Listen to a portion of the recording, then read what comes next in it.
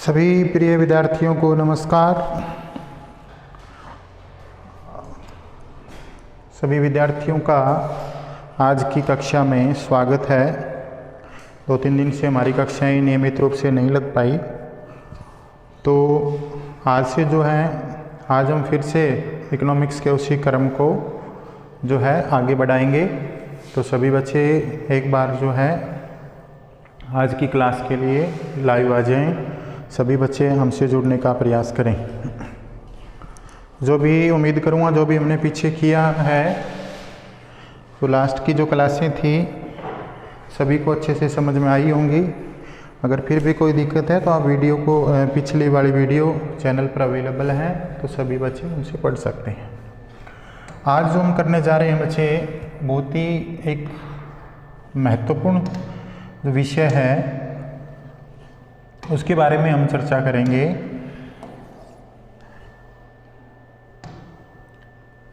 राष्ट्रीय आय से संबंधित जो बातें हैं बच्चे, वो इसके अंदर हम आज पढ़ेंगे। नेशनल इनकम क्या होती है, नेशनल इनकम किस प्रकार निकाली जाती है, किसी भी देश की जो राष्ट्रीय आय है वो कौन कौन से कारकों पर निर्भर करती है।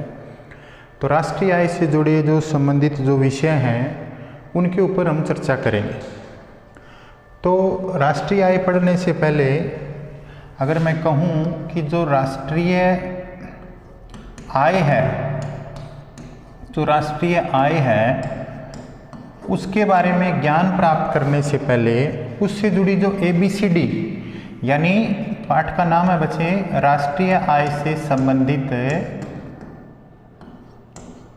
समुच्चय। राष्ट्रीय आय से संबंधित समुच्चय।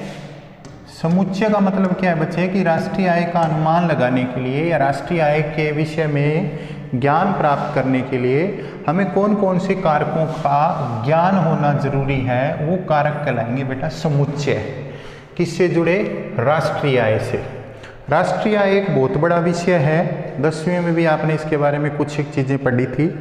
जो नेशनल इनकम होती है बेटा, वो किसी भी देश की जो राष्ट्रीय आय होती है वो उस देश के आर्थिक स्तर को प्रकट करती है, उस देश के आर्थिक स्वरूप को प्रकट करती है। तो राष्ट्रीय आय एक महत्वपूर्ण विषय है बेटा इकोनॉमिक्स सब्जेक्ट का। तो आज उस राष्ट्रीय आय से जुड़ी वो चीज़ें पढ़ेंगे जिनका ज्ञान प्राप्त करने के बाद हम जो है राष्ट्रीय आय वाला जो मुद्दा है या जो राष्ट्रीय आय वाला जो विषय है उसकी तरफ हम जा सकते हैं, राष्ट्रीय आय के बारे में ज्ञान प्राप्त कर सकते हैं। तो राष्ट्रीय आय से जुड़े कुछ एक चीज़ें हैं बेटा, ABCD जो कंसेप्ट्स हैं उनके बारे में हम बात करेंगे।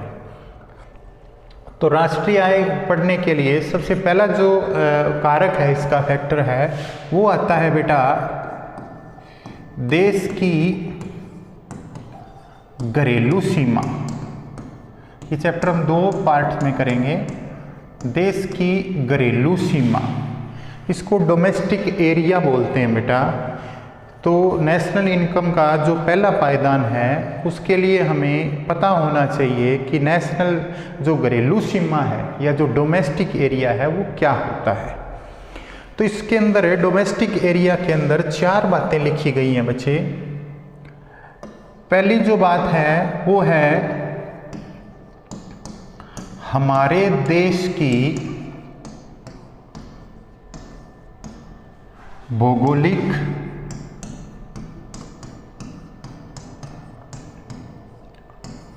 राजनीतिक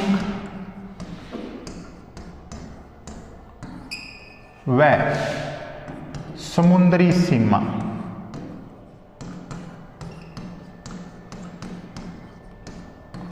ये चीजें जो है वो हमारे देश की घरेलू सीमा में शामिल की जाती हैं। भौगोलिक किससे लिया गया बेटा? भूभाग से, जमीन, लैंड जितनी हमारे देश के पल्ले में आती है। राजनीतिक रूप से जहाँ जहाँ हमारा अधिकार है, हमारे देश की सरकार का वर्चस्व है राजनीतिक, हमारे देश के चारों ओर जो भी समुद्र की सीमाएं लगती हैं उन सभी चीज़ों को हमारे देश की घरेलू सीमा में शामिल किया जाता है। जैसे एक परिवार का उदाहरण लेते हैं बच्चे। हमारी फैमिली में हमारे परिवार की बात करें, परिवार के घर की जो ज़मीन है, हमारे खेत जो हैं, हमने बाहर कोई प्रॉपर्टी ले रखी है, वो सारी चीज़ें हमारे घर की घरेलू सीमा में शामिल की जाती हैं।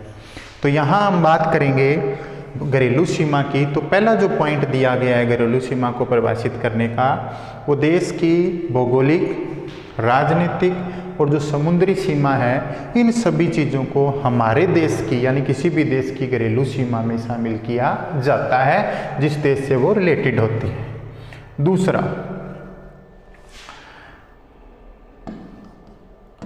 देश की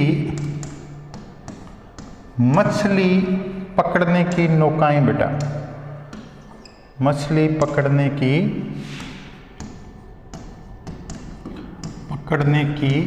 नौकाएं। हमारे देश का मछुआरा कहीं भी बेटा समुद्र में मछली पकड़ रहा है, लेकिन वो मछुआरा जो है वो कौन से देश का है? भारत का। यानी उसकी जो आर्थिक रुचि है बेटा, यानी वो पैसे कमा के कहाँ लाएगा? भारत में लाएगा। इसलिए उस मछुआरे को या उसकी नौका को भारत की घरेलू सीमा में शामिल किया जाता है। 2 क्लियर हुए। तीसरा बच्चे, हमारे देश के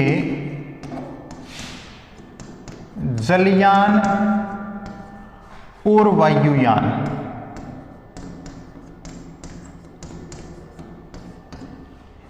जलयान होते हैं समुद्री जहाज बेटा, शिप्स बोलते हैं। वायुयान होते हैं हवाई जहाज। भारत का कोई भी विमान है किसी भी देश की वायु सीमा में, चाहे वो अमेरिका की या ऑस्ट्रेलिया की, किसी की देश की वायु सीमा में उड़ रहा है लेकिन वो है भारत का, तो उसे भारत की घरेलू सीमा में शामिल किया जाएगा, क्योंकि उस वायुयान की जो आर्थिक रुचि है वो कौन से देश में है? हमारे देश में, इसलिए उसको हमारे देश की घरेलू सीमा में शामिल किया जाएगा। समुद्र एक अंतर्राष्ट्रीय संपत्ति, भारत देश का कोई भी समुद्री जहाज समुद्र में कहीं भी विचरण कर रहा है, आर्थिक रुचि इंडिया में है, तो उसे भारत देश की घरेलू सीमा में शामिल किया जाएगा। नेक्स्ट, चलो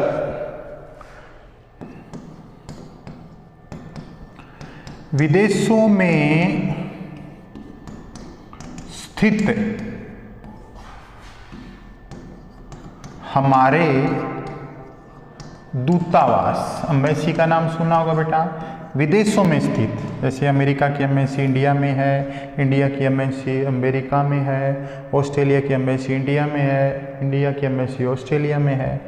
तो हमारा जो विदेशों में दूतावास है, मान लीजिए आपका अमेरिका में दूतावास है भारत का, तो उसके ऊपर नियंत्रण भारत का है, उसके ऊपर जो भी भारत ने अपने आर्थिक उद्देश्य से उसको स्थापित किया है, कंट्रोल भी भारत का है, काम करने वाले कर्मचारियों पर नियंत्रण भारत का है, उसके ऊपर जो व्यवस्था करने का जुम्मा भी भारत के ऊपर है, इसलिए उसको भारत की घरेलू सीमा में शामिल किया जाएगा। ऑस्ट्रेलिया का दूतावास भारत में है तो उसे ऑस्ट्रेलिया की घरेलू सीमा में शामिल किया जाएगा। तो ये चीज़ें, ये चारों चीज़ें जो है वो किसी भी देश के डोमेस्टिक एरिया को या घरेलू सीमा को परिभाषित करती है। चल, घरेलू सीमा के बाद में दूसरी चीज आती है बच्चे, इसको बोलते हैं सामान्य निवासी। सामान्य निवासी कौन होते हैं? सामान्य निवासी के लिए हमें याद रखना पड़ेगा बच्चे 1 वर्ष। क्या याद रखेंगे? 1 वर्ष। कोई भी व्यक्ति किसी भी दूसरे देश में 1 वर्ष या 1 वर्ष से अधिक वास कर लेता है या रह जाता है तो वो उस देश का कौन सा निवासी बन जाएगा? सामान्य निवासी। कितने साल? 1 साल। 1 साल से ऊपर अगर कोई भी व्यक्ति 1 साल या 1 साल से ऊपर किसी अन्य देश में रह जाता है तो उसी देश का वो सामान्य निवासी बन जाता है। अब जो 1 वर्ष पूरा नहीं करते बेटा, 1 वर्ष पूरा नहीं करते, जैसे खिलाड़ी हो गए बेटा, जैसे मनोरंजन के लिए विदेशी यात्री आगे बेटा, छुट्टियां बिताने के लिए आगे बेटा, विदेशों से कोई भी जो है टेक्नीशियन आ गया बच्चे, कोई भी मैकेनिक इंजीनियर आ गया बेटा, उनको कभी भी सामान्य निवासी नहीं माना जाता क्योंकि वो 1 साल तक नहीं रहते। ऐसे लोगों को गैर निवासी माना जाता है बच्चे। कौन से निवासी? गैर निवासी। और जो 1 साल तक रह जाएंगे उनको सामान्य निवासी, जो नहीं रहेंगे उनको गैर निवासी। कुछ एक विश्वव्यापी संस्थाएं होती हैं बेटा, जैसे WHO, WTO, IMF, ये अंतर्राष्ट्रीय संस्थाएं होती हैं जिनकी शाखाएं विश्व के सभी देशों में पाई जाती हैं, इसलिए इनको किसी भी देश के सामान्य निवासी की श्रेणी में शामिल नहीं किया जाता। तो ये भी जो है वो गैर निवासी होंगे बच्चे। तो सामान्य निवासी होने के लिए 1 वर्ष और गैर निवासी होने के लिए बेटा 1 वर्ष से कम, ये हमने सामान्य निवासी के लिए आपको शर्त बताई। चल, उसके बाद में आता है बच्चे सकल एवं नीवल धारणाएं। सकल एवं नीवल धारणाएं, इनसे सकल का मतलब सारा होता है बेटा या सारी होती है, और नीवल का मतलब नेट या बेटा क्या होता है? शुद्ध होता है। अब इनको क्लियर करने के लिए एक चीज आती है बेटा जिसको बोलते हैं हम इकोनॉमिक्स में स्थायी पूंजी का उपभोग।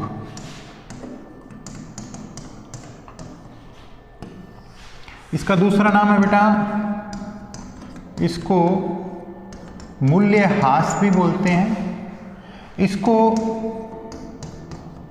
गिसावट व्यय भी बोलते हैं। और आपको समझाने के लिए मैंने छोटे तौर पर लिख दिया बेटा सारे जो है खर्चे। ये क्या कहलाता है? स्थायी पूंजी का उपभोग। स्थायी पूंजी आपको पता है मशीन स्थायी पूंजी होती है जिसका हम बार बार प्रयोग करते हैं। उपभोग का मतलब उसका हम प्रयोग करते हैं, उसका हम प्रयोग करेंगे तो उसके मूल्य में गिरावट आती चली जाएगी, वो घसनी शुरू हो जाएगी, घसेंगे तो उसके ऊपर पैसा लगना, उसके ऊपर मरम्मत के पैसे लगने शुरू हो जाएंगे। अब इसके अंदर हम बात करते हैं कि वो खर्चे कौन कौन से होते हैं या स्थायी पूंजी के उपभोग में कौन कौन सी चीजें शामिल की जाती हैं। पहली है बेटा सामान्य टूट फूट। रोजमर्रा की जिंदगी में जो खर्चे लग जाते हैं, पंखा खराब हो गया, बिजली का बिल हो गया बेटा, डेस्क टूट गया, सारी चीजें मतलब गाड़ी का टायर पंचर हो गया, ये जो दिन प्रतिदिन के जो दैनिक खर्चे होते हैं बेटा, दैनिक जो खर्चे होते हैं इनको सामान्य टूट फूट में शामिल किया जाता है। इसके अंदर दूसरी चीज आती है, सामान्य टूट फूट के बाद में जो दूसरी चीज आती है वो है आकस्मिक हानि। आकस्मिक का मतलब बेटा अचानक से, जिसका पहले से कोई भी आभास नहीं था, जैसे कोई भी दुर्घटना हो जाती है, आग लग जाती है, मजदूर के हाथ कट जाते हैं, उनके ऊपर जो खर्च आता है उसको हम आकस्मिक हानि में शामिल करते हैं। तीसरा है बच्चे अप्रचलन। अप्रचलन का मतलब होता है कोई भी चीज चलन से बाहर हो जाना, उसकी रिवाज चले जाना, क्या कहलाता है? अप्रचलन। और जो अप्रचलन होता है बेटा वो 2 प्रकार का होता है, एक होता है बेटा प्रत्याशित और दूसरा होता है अप्रत्याशित।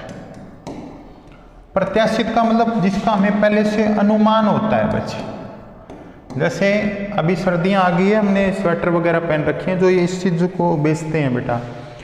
अब गर्मी आने पर क्या होगा कि इन स्वेटर्स की जो है बेटा कंडीशन, ये स्वेटर जो है वो काम से चली जाएगी। हमें पता है कि अब सर्दियों में जितनी बिकेगी उतनी बिक जाएगी, उसके बाद में जो बिना बिकी रह गई बेटा वो अप्रचलन है, क्योंकि आने वाले टाइम में रिवाज है, कोई फैशन है, वो कोई और आ जाएगा। अप्रत्याशित का मतलब जिसका हमें पहले से अनुमान नहीं होता, जैसे बेटा तकनीक में परिवर्तन हो गया था, ब्लैक एंड व्हाइट टीवी थे, उनकी जगह कलर टीवी आ गए बेटा, तकनीक में परिवर्तन हो गया, कलर टीवी लोगों ने खरीदने बंद कर दिए तो इसका अप्रचलन हो गया। ब्लैक एंड व्हाइट टीवी जितने बनाए पड़े थे वो क्या है? बेकार हो गए, उनके ऊपर जो खर्चा लगा उसको हमने अप्रचलन में शामिल किया। तो ये तीनों जो खर्चे हैं इनको बोलते हैं बेटा स्थायी पूंजी का उपभोग। तो हमने बात करनी थी सकल आय और निवल आय पर। तो जहाँ पर खर्चे जुड़े होते हैं बेटा वो सकल आय, और जहाँ खर्चे घटा दिए जाते हैं वो प्योर जो बचती है वो निवल आय। तो याद रखेंगे सकल जो आय होएगी उसमें जुड़ा होगा बेटा क्या, स्थायी पूंजी का उपभोग, और जो निवल आय होगी उसके अंदर से ये क्या होएगा बेटा, घटा होएगा स्थायी पूंजी का उपभोग। स्थायी पूंजी के उपभोग को डेप्रिसिएशन बोलते हैं। डेप्रिसिएशन हमारी इनकम में इंक्लूड है, वो हमारी ग्रोस या सकल आय है, और डेप्रिसिएशन हमारी इनकम से अलग कर दिया, उसके बाद में जो बची जो आय है प्योर या नेट, या उसको हम क्या बोलते हैं, निवल। निवल से डेप्रिसिएशन जो है वो घटा होगा और सकल में डेप्रिसिएशन जुड़ा होगा, इसलिए इसको सकल आय, और डेप्रिसिएशन घटा होगा इसको निवल आय। चलो आगे है घरेलू व राष्ट्रीय धारणाएं।